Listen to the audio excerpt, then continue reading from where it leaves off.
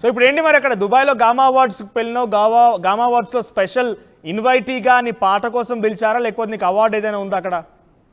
Actually నా performance అడిగారు first అయితే ఖచ్చితంగా రాను బొంబాయికి రాను తర్వాత నీకు సంబంధించిన ఫోక్ సాంగ్స్ ఏవైతున్నాయో అవి పర్ఫామ్ చేయాలని చెప్పారు గామా అవార్డ్స్ లో.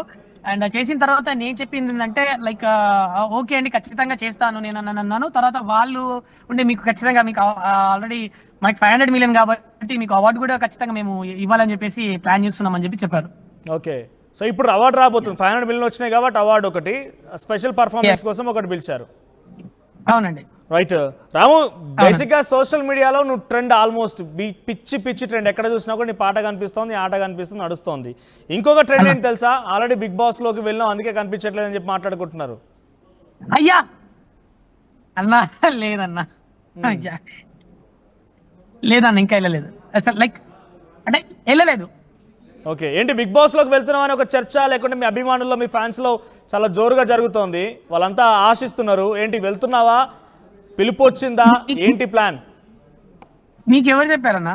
మీ ఫ్యాన్స్ లో మాట్లాడుకుంటారు, ఈ ఇన్స్టాగ్రామ్ చూసినా లేకపోతే ఎక్కడ చూసినా వాళ్ళ కామెంట్స్ వాళ్ళన్నీ వస్తూ ఉంటాయి కాబట్టి.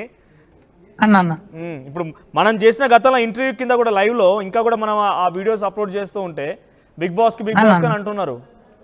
అన్న లేదన్న ఇంకా అది కంప్లీట్ గా మనకి బయట అయితే ఏం లైక్ నా వరకు అయితే ఏం లేదు.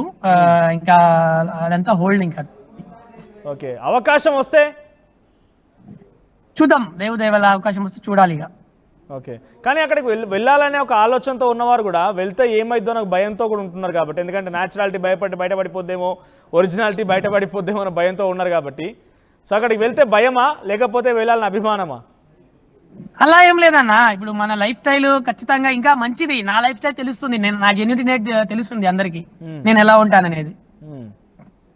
ఉన్న కొద్ది రోజులైనా సరే ఆడియన్స్ యొక్క అభిమానాన్ని సంపాదించుకోవాలి నేను.